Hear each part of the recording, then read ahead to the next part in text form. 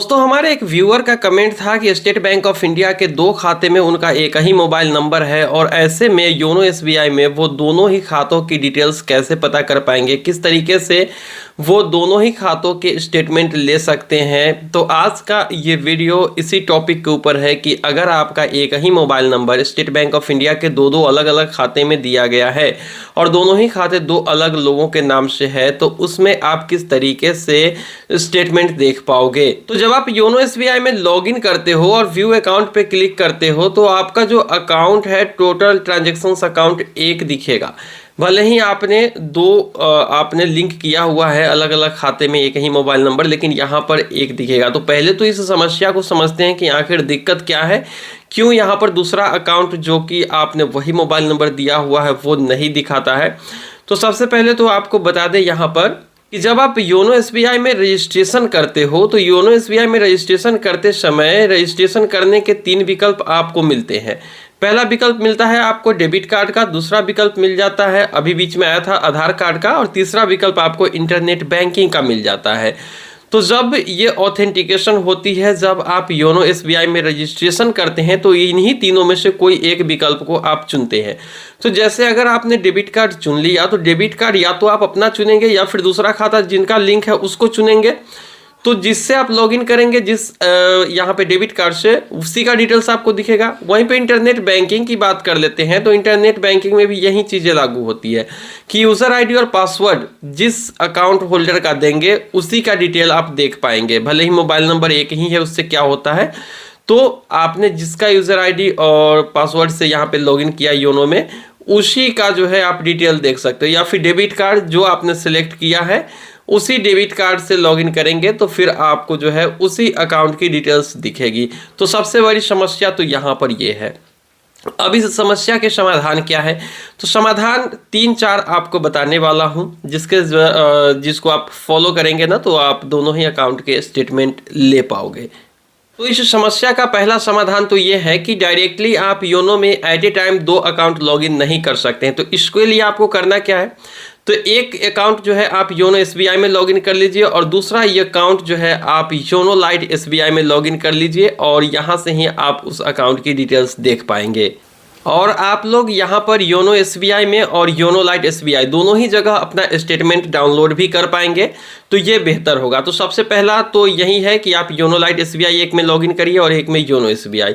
दूसरे बात कर लेते हैं विकल्प की, तो यहाँ पर आप जो है योनो एसबीआई के क्लोन बना सकते हो। जैसे कि यहाँ पर सेटिंग्स के अंदर आ जाइए और आपको जो है यहाँ पर क्लोन सेट करने की ऑप्शन मिलेगी। जैसे यहाँ पे ऐप्स में आ जाते हैं तो ऐप क्लोनर की ऑप्शन आप लोगों को मिल रही है, इस पर क्लिक कर दीजिए और यहाँ पर जो है अदर ऐप्स, यहाँ पे सिर्फ 4 दिख रहा है ना, दूसरा ऐप यहाँ से हम सेलेक्ट कर लेंगे और यहाँ से योनो एसबीआई जो यहाँ पे है इसको ऑन कर देंगे। इसको ऑन करेंगे तो योनो एसबीआई की क्लोन बन जाएगी। जैसे यहाँ पे ड्रॉयर में आ जाते हैं और यहाँ पर देख सकते हो योनो एसबीआई क्लोन, तो इसको ओपन करिए और इसमें आप लॉगिन कर लीजिए अपना दूसरा वाला अकाउंट। ऐसा नहीं है कि ये काम नहीं करेगा, दूसरा अकाउंट यहाँ पर आप लॉगिन कर सकते हो। जैसे कि मैं यहाँ पे इसको रन करा रहा हूँ, रजिस्ट्रेशन भी हो जाएगी, देख सकते हो यहाँ पे रजिस्टर पर क्लिक किया, यहाँ पर सिम को सिलेक्ट कर लिया है और ऐसा नहीं है कि ये काम नहीं करेगा। योनो एसबीआई का क्लोन 100% यहाँ पर काम करता है। तो ये तरीका तो और भी आसान है, चूंकि योनो एसबीआई और योनो लाइट एसबीआई करने से बेहतर है कि आप क्लोन बना लीजिए और यहाँ पर दूसरे अकाउंट की डिटेल्स डालकर आप इसमें रजिस्ट्रेशन कर लीजिए। और साथ ही साथ जो है आप जो है यहाँ पर देख सकते हो यहाँ पे दूसरा अकाउंट है मेरा और यहाँ पर हमने जो क्लोन बना लिया है वो यहाँ पर है, अभी रजिस्ट्रेशन के लिए पूछ रहा है। तो ये आपका दूसरा सॉल्यूशन है जो कि काफ़ी मुझे सटीक लगता है। अब यहाँ पर हम लोग बात करेंगे तीसरे और फाइनल सॉल्यूशन की। तो आप जो है स्टेट बैंक ऑफ इंडिया का व्हाट्सएप बैंकिंग इस्तेमाल करिए। व्हाट्सएप बैंकिंग में आपको मल्टीपल अकाउंट के स्टेटमेंट डाउनलोड करने की और डिटेल्स देखने की आपको ऑप्शन मिल जाती है। जैसे यहाँ पर देख सकते हो। अब व्हाट्सएप बैंकिंग आप किस तरीके से रजिस्टर करेंगे इसके बारे में अगर आपको पता नहीं है तो फिर हमने वीडियो बना रखी है, आई बटन में आपको लिंक मिलेगी या डिस्क्रिप्शन से जाके एसबीआई के व्हाट्सएप बैंकिंग के रजिस्ट्रेशन की वीडियो देख सकते हो। अब यहाँ पर मैं सीधा सीधा आपको स्टेटमेंट डाउनलोड करके दिखा देता हूँ।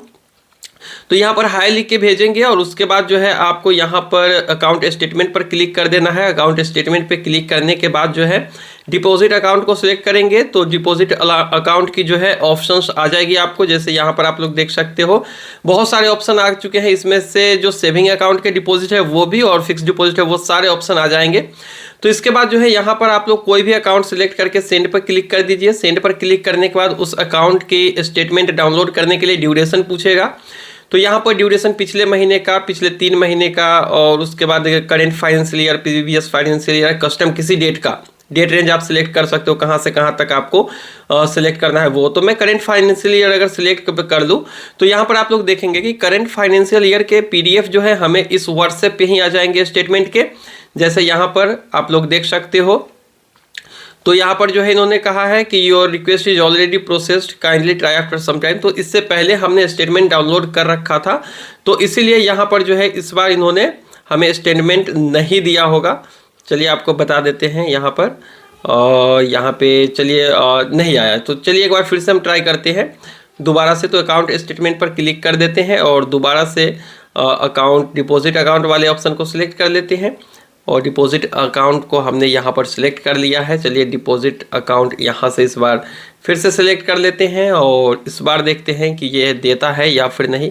ड्यूरेशन की बात करें तो इस बार हम प्रीवियस फाइनेंशियल ईयर को सिलेक्ट कर लेते हैं, पिछले फाइनेंशियल ईयर को, क्योंकि पहले अभी वाले को मैंने अभी जस्ट मंगाया था तो हो सकता है जिसकी वजह से इशू आया होगा या फिर बैंक की तरफ से अभी इशू आई होगी। तो यहाँ पर देख सकते हो कि PDF जो है यहाँ पर अभी जो है पिछले फाइनेंशियल ईयर की स्टेटमेंट आ चुकी है। इसमें पासवर्ड लगी होगी। पासवर्ड क्या होगा तो आपके मोबाइल नंबर का जो है यहाँ पर इन्होंने लिखा हुआ है कि लास्ट 5 डिजिट देना है पासवर्ड में और अपने जन्म तिथि को यहाँ पर दर्ज करना है DDMMYY करके। जैसे आपका 10/10/1992 है तो आप 101092 डालेंगे, 1992 नहीं डालना है, 101092। अगर 93 है तो 101093 इस तरीके से पासवर्ड।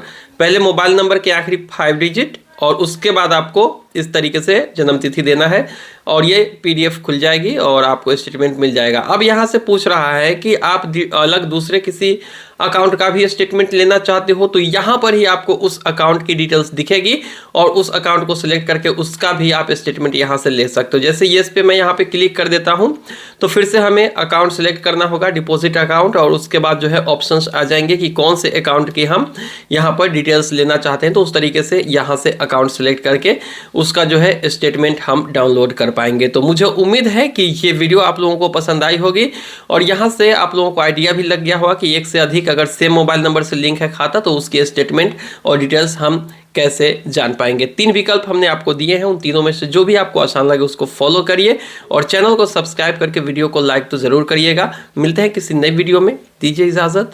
Thank you.